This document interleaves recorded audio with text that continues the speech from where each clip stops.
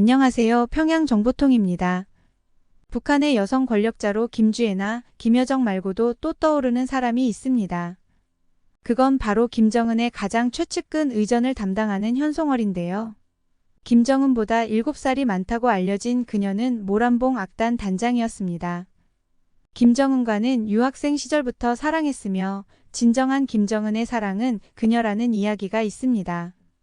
그러면서 또 계속해서 제시되고 있는 이야기는 현송월의 두 자녀에 대한 것인데요. 현송월의 아들은 여전히 베일에 쌓여 온갖 추측만이 난무합니다. 오늘의 이야기는 그 베일에 쌓인 현송월의 아들과 관련된 충격적인 진실에 대한 것입니다. 오늘 전해드릴 사연은 현송월의 경호원으로 일을 하다 가족과 함께 탈북한 이강원 씨의 사연입니다. 강원 씨는 현송월의 경호원이 되었을 때 가족들을 더 풍족하게 만들 수 있다는 희망에 부풀어 있었다고 하는데요. 하지만 그 희망도 잠시 강원 씨는 현송월의 진짜 성격과 그녀의 비밀스러운 계획을 우연히 알게 되었고 이로 인해 목숨이 위험해져 가족과 함께 눈물을 흘리며 탈출을 했다고 합니다. 강원 씨가 직접 겪은 이야기를 통해 대체 현송월의 진짜 성격은 무엇인지, 그녀의 비밀스러운 계획은 무엇이었는지 함께 들어보겠습니다. 안녕하세요. 저는 남한으로 귀순한 지 5년이 좀 넘은 이강원입니다. 김주애의 공식 석상 출몰이 잦아지는 걸 보다 보니 제가 겪었던 일들이 생각이 나 이렇게 용기를 내서 사연을 보내게 되었습니다. 저는 북한에서 사격선수를 하던 평범한 아이였습니다. 그러다 저희 능력을 살릴 수 있는 직업을 찾게 되었고 그렇게 저는 경호원이라는 길을 걷게 되었죠. 처음에는 평범하게 시작했지만 나중에는 완전히 제 삶이 달라지게 되었습니다. 그저 평범한 경호원을 넘어서 제가 현송월의 경호원으로 부임하게 되었거든요. 네, 여러분이 모두 알고 계신 그 현송월입니다. 처음 그 자리에 발탁됐을 때 기억이 아직도 생생합니다. 그날 아침 저는 평소와 다름없이 일어나 출근 준비를 하고 있었어요. 그런데 갑자기 문을 두드리는 소리가 들리더니 제 앞에 2명의 정복 차림 군인이 서 있더군요. 순간 가슴이 쿵 내려앉았습니다. 내가 뭘 잘못했나 하는 생각이 스쳐 지나갔죠. 하지만 그들의 말은 예상과 달랐어요. 이강원 동무 현 시간부로 현송월 동지의 경호 임무를 맡게 되었어. 즉시 준비하고 우리를 따라오시오. 순간 말문이 막혔습니다. 기쁨, 두려움, 긴장감, 뭐라 설명하기 힘든 여러 감정이 한꺼번에 몰려왔어요. 그도 그럴 수밖에 없는 게 모두들 아시다시피 현송월은 김정은의 2번째 부인이나 다름없는 사람이었으니까요. 공식적으로 나온 이야기가 없어도 북한 인민들이 모르는 사람들이 없습니다. 북한에서 현송월이 사실 리설주보다 더 실세다. 김정은 사이에서 난 아들이 똑똑해서 리설주가 꼼짝도 못한다 등등 온갖 소문들이 다 돕니다. 저도 당연히 알고 있었고요. 그리고 그 권력은 누구라도 벌벌 떨 수밖에 없게 만들었죠. 그러기에 저 또한 너무나도 영광스러운 자리였지만 매우 긴장이 되었습니다. 확실한 건 그날부터 제 인생은 180도 바뀌었다는 겁니다. 평범한 군인에서 최고 위층의 경호원으로 말이죠. 하지만 그때는 몰랐습니다. 이 자리가 제게 어떤 운명을 가져다 줄지를 말이죠. 현송월의 경호원이 된 후 저는 그녀의 일상을 가장 가까이에서 지켜보게 되었습니다. 매일 아침 4시 30분 저는 현송월의 관저 앞에 도착했습니다. 먼저 주변을 꼼꼼히 살펴보고는 했죠. 수상한 점은 없는지, 낯선 사람은 없는지 확인해야 했으니까요. 그리고 5시 정각 현송월이 기상할 때 저는 그녀의 방문 앞에서 대기합니다. 그녀가 아침 운동을 나갈 때 동행하고 주변을 경계하며 운동이 끝나면 집무실로 이동했어요. 이때 저는 항상 그녀보다 한 걸음 뒤에서 따라가야만 했죠. 제가 모시는 분께 불편함을 주는 것은 있을 수가 없는 일이니까요. 그렇게 하루 종일 저는 그녀의 그림자처럼 움직였습니다. 회의실 문 앞에서 대기하고 식사 시간에는 음식을 미리 검색했죠.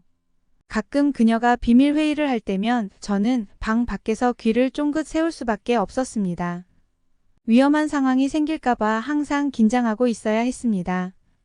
밤에 그녀가 취침할 때까지 경계를 늦추지 않았습니다. 이런 일상이 반복되면서 저는 점점 더 현송월의 삶에 깊숙이 관여하게 되었습니다. 그러다 보니 여러모로 익숙치 않은 모습들을 많이 볼 수밖에 없었죠. 하지만 그 과정에서 가장 충격적이었던 건 그녀가 아들 김용주에게 가하는 극단적인 교육이었습니다. 현송월의 아들 김용주는 심성이 착하고 어머니의 말씀을 전적으로 따르는 아이였습니다.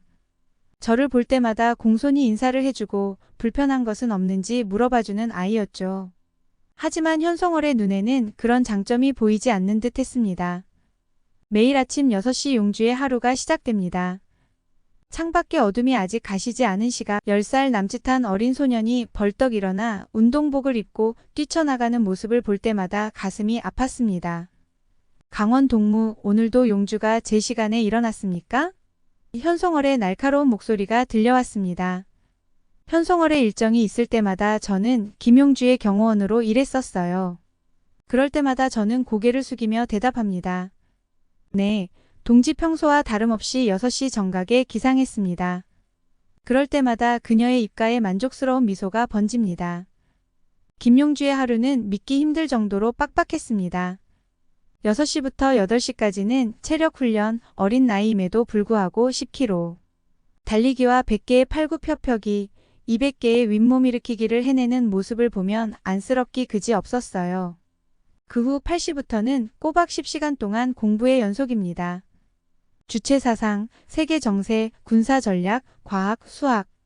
러시아의 영어 교육을 받는 현송월은 자신의 아들에게 어른도 감당하기 힘든 양의 지식을 그 어린 머리에 쑤셔넣고 있었어요.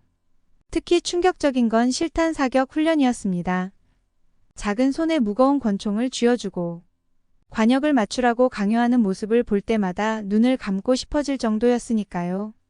총을 들고 오랜 시간 있으면 프로가 아니고서는 떨리는 것이 당연한데 현송월은 그것조차도 마음에 안 드는 듯 했어요.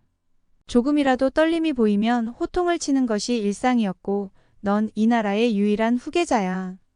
약해지면 안 돼. 강해져야 해. 더 강해져야 해. 빈틈을 보이지 말란 말이야. 라는 까랑까랑한 현송월의 목소리가 귓가에 맴돕니다. 그 말을 들을 때마다 김용주의 어깨가 움츠러드는 게 보여요. 그런 모습을 볼 때마다 아이를 가진 아버지로서 마음이 아파오더군요. 하지만 이게 끝이 아니에요. 저녁 식사 후에도 김용주의 고통은 계속되었습니다. 밤 11시까지 이어지는 국정운영 모의 훈련 그리고 자정을 넘겨서까지 계속되는 외국어와 과학 공부. 어린 용주가 책상에 엎드려 잠들 때면 가끔 몰래 담요를 덮어주곤 했습니다. 아직 어린아이가 감당하기에는 힘든 일정이었으나 이런 극단적인 교육을 지켜보면서 저는 현송월의 깊은 야망을 명확히 알게 되었습니다. 그녀는 아들을 통해 자신의 권력을 어떻게든 계속해서 이어가려는 것 같았습니다. 하지만 동시에 이런 과도한 교육의 위험성도 깨달았죠. 어린 나이에 받는 이런 스트레스가 김용주에게 어떤 영향을 미칠지 생각만 해도 끔찍합니다. 밤이 깊어 임무를 마치고 집으로 돌아갈 때면 항상 복잡한 감정에 휩싸였습니다. 한편으로는 이런 비정상적인 상황에서 벗어나고 싶은 마음이 굴뚝 같았습니다. 다른 한편으로는 이 자리를 지켜 어떻게든 김용주를 보호하고 싶은 마음도 들었죠. 그럴 때마다 항상 제 딸 은영이 생각이 났거든요. 은영은 김용주와 비슷한 나이입니다. 하지만 얼마나 다른 삶을 살고 있는지 저희 은영은 권력이 없지만 친구들과 뛰어놀고 학교에 다니고 가끔은 말썽도 피우는 평범한 아이였으니 반면 김용주는 그저 권력의 도구로 길러지고 있을 뿐이었습니다. 물론 현송월의 아들이기에 다른 북한 아이들과 다르게 풍족한 물질적 풍요를 누리고 있지만 그게 무슨 소용이겠어요? 숨을 쉬기도 힘들 정도로 아이를 몰아붙이는데 이런 생각을 하다 보면 가슴이 무거워졌습니다. 하지만 저는 아무것도 할 수 없었어요. 그저 묵묵히 제 임무를 수행할 뿐이었죠. 때로는 이 침묵이 저를 질식시키는 것 같았지만 이곳에서 한마디 실수는 곧 목숨과 직결되기에 저는 계속해서 침묵하고 지켜볼 뿐이었습니다. 그렇게 경호원으로 일한 지 몇 달이 지났을 때 저는 현송월이 평양 외곽의 한 점쟁이를 자주 찾아간다는 사실을 알게 되었어요. 처음에는 그저 호기심이었습니다. 자리에 있는 사람이 점쟁이를 찾다니 하고 의아했죠. 북한에서 점을 보거나 점쟁이를 찾는 건 금지된 거라 다들 몰래 찾긴 하지만요. 매번 그녀를 모시고 그 낡은 집으로 향할 때마다 저는 묘한 긴장감을 느꼈습니다. 좁은 골목길을 지나 도착하는 그 집은 보기에는 평범해 보였지만 뭔가 음산한 기운이 감돌았던 저는 보통은 점쟁이 집 밖에서 대기를 했습니다. 밖에서 지키고 있는 게 제 임무예요. 하지만 그날은 달랐습니다. 그날 밤 우연히 충격적인 진실을 마주하게 되었거든요. 그날은 비가 부슬부슬 내리는 밤이었습니다.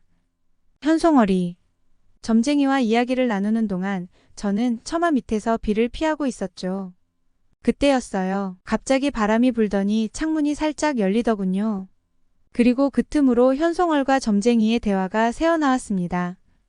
처음에는 그저 평범한 대화 같았어요. 국정에 대한 조언을 구하는 것 같기도 하고, 하지만 곧 대화의 내용이 급격히 변했습니다. 저는 제 귀를 의심할 수밖에 없었죠. 김주혜의 활동이 너무 눈에 띄는 것 같아 어떻게 견제할 방법이 없을까? 현송월의 목소리였어요. 점쟁이가 대답했습니다. 김주혜의 활동을 방해하는 건 위험할 수 있습니다. 대신 현송월이 재촉했습니다. 리설주의 건강에 영향을 주는 방법은 어떨까요? 순간 온몸에 소름이 돋았습니다. 이게 무슨 소리지? 저는 제 귀를 의심했어요. 하지만 이어지는 대화는 더욱더 충격적이었죠. 점쟁이는 계속해서 말했습니다. 리설주가 알레르기가 있다고 들었습니다. 그걸 이용하면 어떨까요? 건강에 심각한 영향을 주지 않으면서도 활동을 제한할 수 있을 겁니다. 현송월의 목소리에서 관심이 묻어났어요. 그거 좋은 생각이군. 어떻게 하면 될까? 저는 그 자리에 얼어붙은 채로 있었습니다. 머릿속이 하얘. 방금 들은 게 정말 사실일까? 현송월이 정말 리설주의 건강을 해치려는 계획을 세우고 있다고. 그것도 김주의 견제를 위해서. 그때였습니다. 창문이 열린 것 같고 바람이 들어오는데 현송월의 목소리가 들렸거든요. 저는 급히 그 자리를 피했어요. 심장이 터질 것 같았습니다. 그날 밤 저는 한숨도 잠들지 못했습니다. 방금 알게 된 비밀의 무게가 너무나 컸거든요. 저는 계속해서 어떻게 해야 할지 고민했습니다. 이 사실을 알려야 할까? 하지만 누구에게? 그리고 내 말을 믿어줄 사람이 있을까? 며칠 동안 저는 극심한 스트레스에 시달렸어요. 현송월 볼 때마다 그날 밤의 대화가 떠올랐죠. 그녀의 눈빛, 말투, 모든 것이 의심스러웠어요. 하지만 저는 아무것도 할 수 없었습니다. 그저 평소와 다름없이 행동해야만 했죠. 저에게 선택이란 없었으니까요. 가끔은 제가 잘못 들은 건 아닐까 하는 생각도 들었습니다. 어쩌면 그저 꿈이었을지도 모른다고 자신을 위로하기도 했죠. 하지만 현송월이 점쟁이를 찾을 때마다 그날 밤의 기억이 선명하게 떠올랐습니다. 이 비밀을 알게 된 후 저는 더욱 조심스럽게 행동했습니다. 현송월의 모든 행동, 모든 말에 주의를 기울였죠. 혹시 리설주나 김주혜에 대한 언급이 있는지, 뭔가 수상한 계획을 세우고 있는 건 아닌지 항상 경계했고, 그러면서도 한편으로는 죄책감에 시달렸습니다. 제가 알고 있는 이 사실을 누군가에게 알려야 하지 않을까? 하지만 그렇게 했다가 들통나면 저와 제 가족의 운명은 어떻게 될까요? 북한에서 최고위층의 비밀을 알고 있다는 건 곧 사형 선고나 다름없었으니까요. 저는 밤마다 아내와 딸 은영을 바라보며 고민했습니다. 가족들을 위험에 빠뜨릴 순 없었으니까요. 하지만 이대로 가만히 있다가 정말 리설주에게 무슨 일이 생기면 그땐 또 어떻게 제 양심과 마주할 수 있을까라는 생각이 맴돌고 있었죠. 이런 고민 속에 하루하루가 또 지나갔습니다. 겉으로는 평소와 다름없는 일상이었지만 제 마음속에선 매일 폭풍이 몰아치고 있었죠. 언제 터질지 모르는 폭탄을 안고 살아가는 기분이었어요. 그러던 어느 날 현송월이 또다시 점쟁이를 찾아갔어요. 이번에는 평소와 달리 급하게 서두르는 모습이었죠. 저는 불안한 마음으로 그녀를 따라갔습니다. 무슨 일이 벌어질지 모르지만 최악의 상황에 대비해야 했으니까요. 그날 결국 다른 이야기를 듣지는 못했지만 저는 달라져 있었습니다. 귀가 더 열리는 듯한 기분이었죠.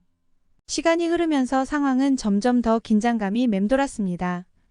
김주혜가 공식 석상에 얼굴을 드러내는 일이 많아졌거든요. 처음에는 한 달에 한 번 정도였는데 어느새 일주일에 한 번. 그리고 나중에는 거의 매일 뉴스에 그녀의 모습이 비치면 그럴 때마다 현송월의 반응은 날이 갈수록 격해졌습니다. TV를 보며 인상을 찌푸리며 저 계집애 또 나왔네라고 중얼거리는 정도였지만 점점 그녀의 반응이 과격해졌습니다. 중요한 행사에 참석하는 모습이 뉴스에 나왔어요. 그러자 현송월은 갑자기 TV 향해 잔을 던져버렸죠.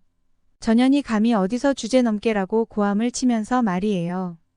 그 모습에 저는 놀라 뒤로 물러섰습니다. 또 다른 날에는 김주애가 군부대를 방문하는 장면이 방영됐습니다.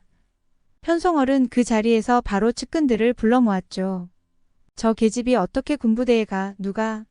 그녀의 목소리는 떨리고 있었어요. 분노와 공포가 뒤섞인 듯한 표정이었습니다. 현송월은 거의 실성한 듯 방 안을 뛰어다니며 소리를 질렀죠. 저건 말도 안 돼. 똑똑한 내 아들이 아닌데. 어떻게 저런 멍청한 계집이? 그리고는 갑자기 저를 노려보며 말했습니다. 강원 동무 당장 점쟁이를 불러오시오. 지금 당장. 날이 갈수록 현송월의 눈빛은 더욱 날카로워졌고 목소리는 더욱 높아졌습니다. 그녀의 손은 자주 떨렸고 때로는 혼잣말을 중얼거리는 모습도 보였죠. 저 계집을 없애야 해. 그래, 그냥 없애버려야 해. 심지어는 현송월이 악몽을 꾸다 깨어나 비명을 지르는 일도 있었습니다. 저는 급히 그녀의 방으로 달려갔죠. 그녀는 땀에 흠뻑 젖은 채 저를 붙잡고 말했어요. 강원 동무 김주애가 나를 죽이려 했어. 내 자리를 빼앗으려 했다고. 이런 상황 속에서 현송월은 점점 더 점쟁이를 찾아 하는 일이 더욱 잦아졌습니다. 아마도 마음의 위안을 얻어야 했기 때문이었겠죠. 때로는 일주일에 3번씩 가기도 했으니까요. 하지만 매번 그녀를 모시고 갈 때마다 제 마음은 더욱 더 무거워졌습니다. 무슨 계획을 꾸미고 있는 걸까? 불안감이 커져갔죠. 그러던 어느 날 밤 현송월이 갑자기 저를 불렀습니다.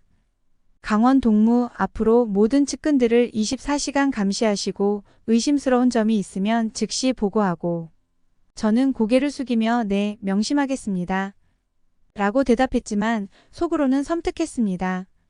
사실상 이제 저 자신도 감시 대상이 된 거나 다름없었으니까요. 그날 이후로 현송월 주변의 분위기는 완전히 바뀌었습니다. 모든 사람들이 서로를 의심하고 경계하는 눈치였어요. 식사 시간에도 누구 하나 편하게 대화를 나누지 못했어요. 모두가 현송월의 눈치를 보며 조심스럽게 행동했죠. 저 역시 극심한 스트레스에 시달렸습니다. 매 순간 누군가가 저를 지켜보고 있다는 느낌에 숨 쉬는 것조차 조심스러웠고 밤에 집에 돌아가도 편히 쉴 수가 없었어요.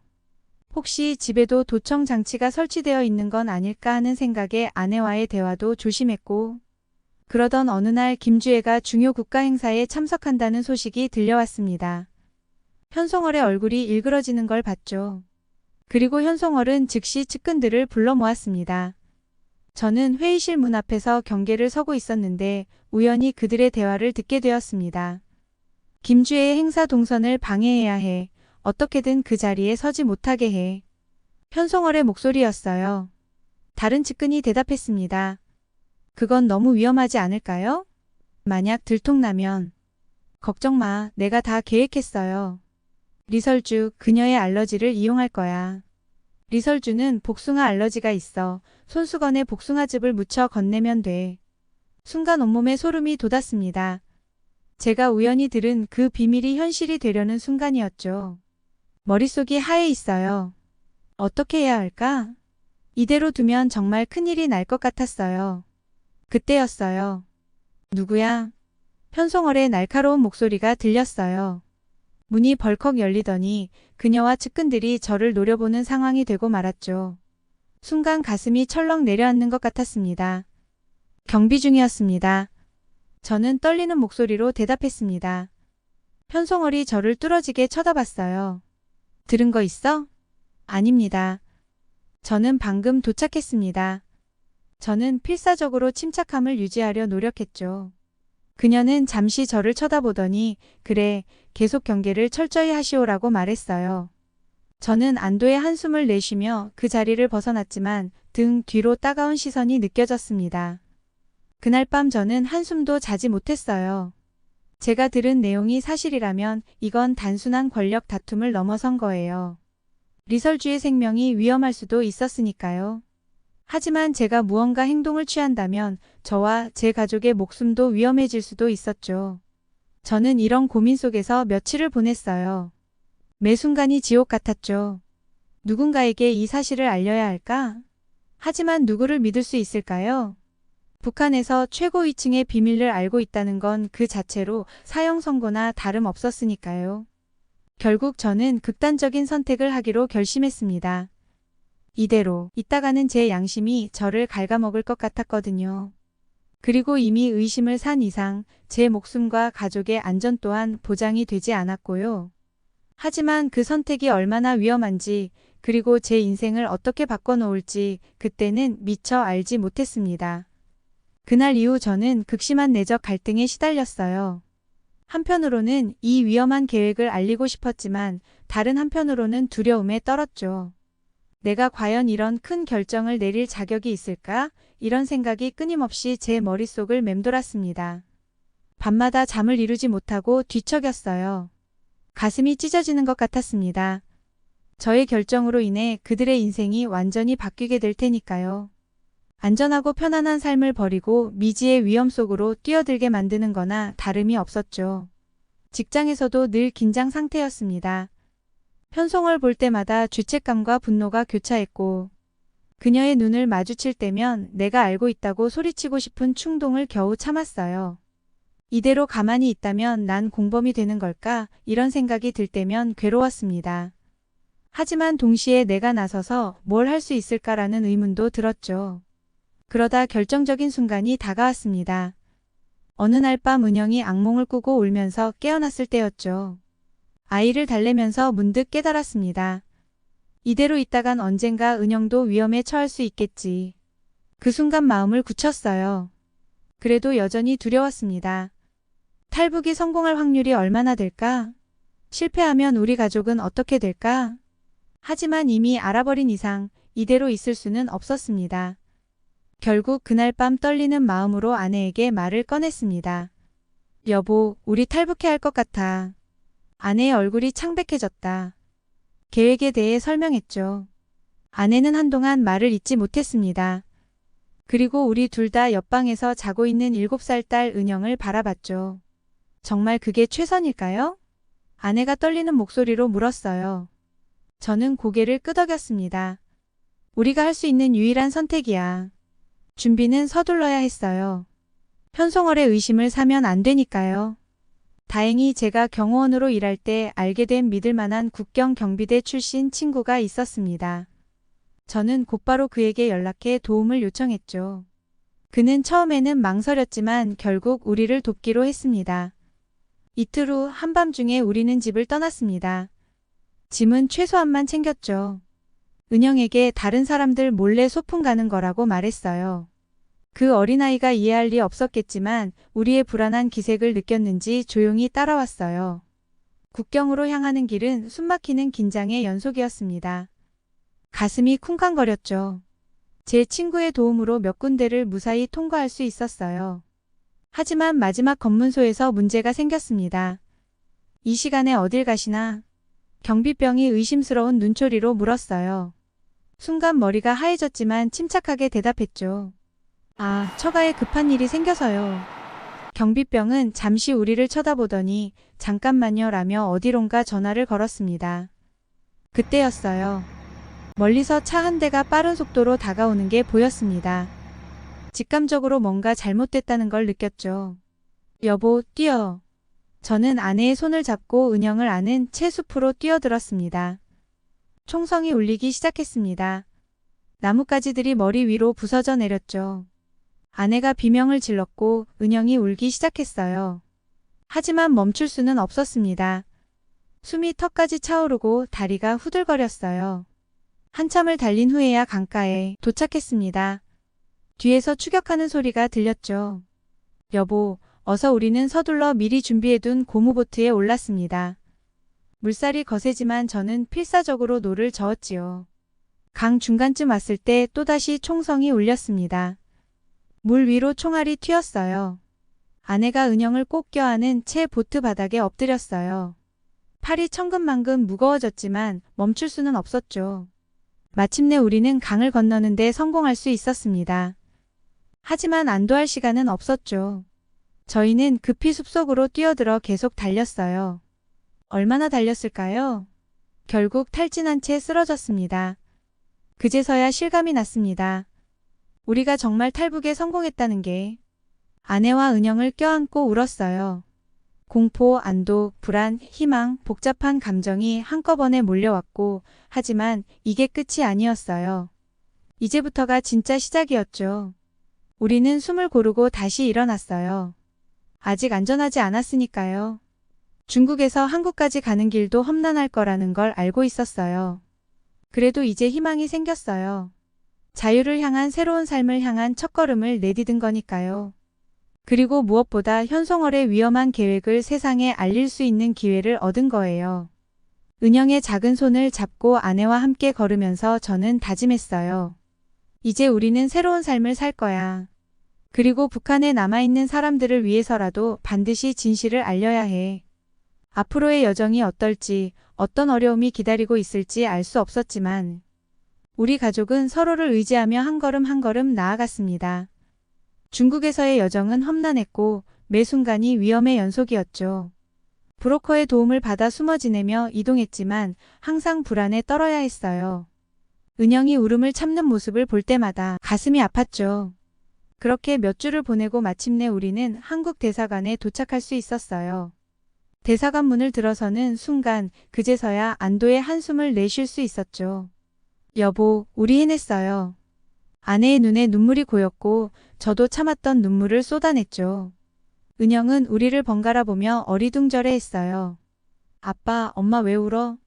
우리 이제 집에 가는 거야? 한국에 도착했을 때 처음 느낀 건 어색함이었어요. 모든 게 낯설고 새로웠죠. 사람들의 말투, 거리의 모습, 심지어 공기까지도 달랐어요. 우리는 처음 며칠 동안 정신없이 주변을 둘러보기만 했죠. 국정원에서 조사 과정을 거쳐 하나원에서 생활이 시작됐습니다. 남한 사회에선 적응 교육을 받으면서 우리는 천천히 이곳 생활에 적응해 나갔죠. 처음에는 모든 게 어려웠어요. 컴퓨터 사용법부터 시작해서 은행 이용, 대중교통 이용 등 배워야 할 게 너무 많았거든요. 특히 힘들었던 건 언어의 차이였습니다. 같은 한국어를 쓰는데도 이렇게 다를 수 있다니 놀라웠죠.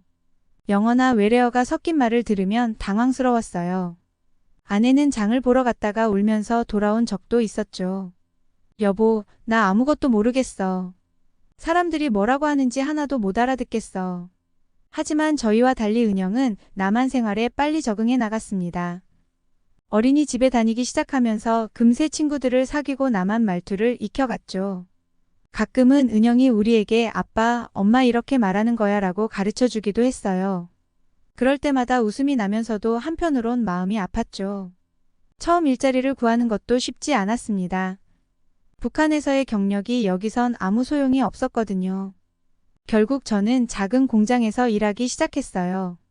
힘들고 고된 일이었지만 정직하게 번 돈으로 가족을 부양할 수 있다는 사실에 감사했습니다. 무엇보다 제 땀이 돈이 된다는 건 너무 행복하고 기쁜 일이에요. 아내도 식당에서 일하기 시작했습니다. 처음에는 손님들의 주문을 알아듣지 못해 실수를 많이 했대요.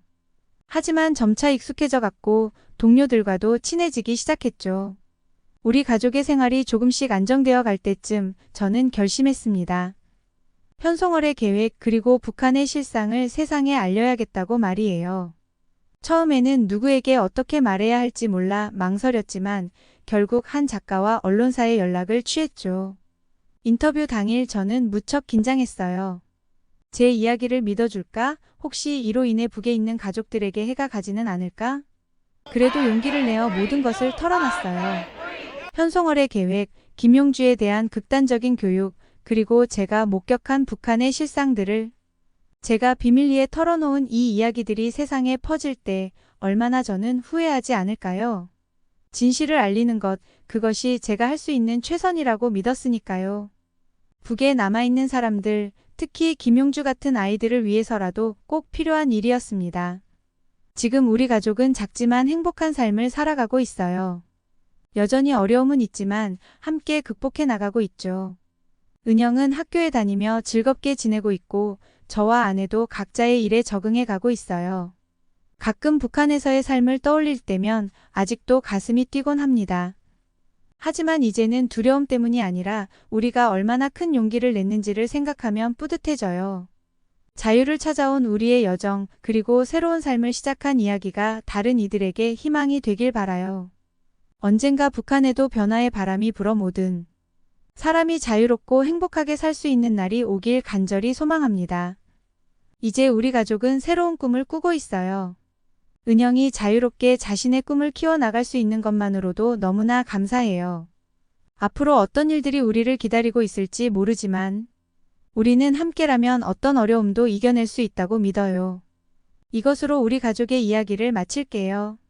이 이야기가 누군가에게 작은 희망이 되었기를, 그리고 더 많은 사람들이 북한의 실상에 관심을 가져주시기를 바랍니다. 영상이 좋으셨다면 구독과 좋아요 눌러주세요. 감사합니다.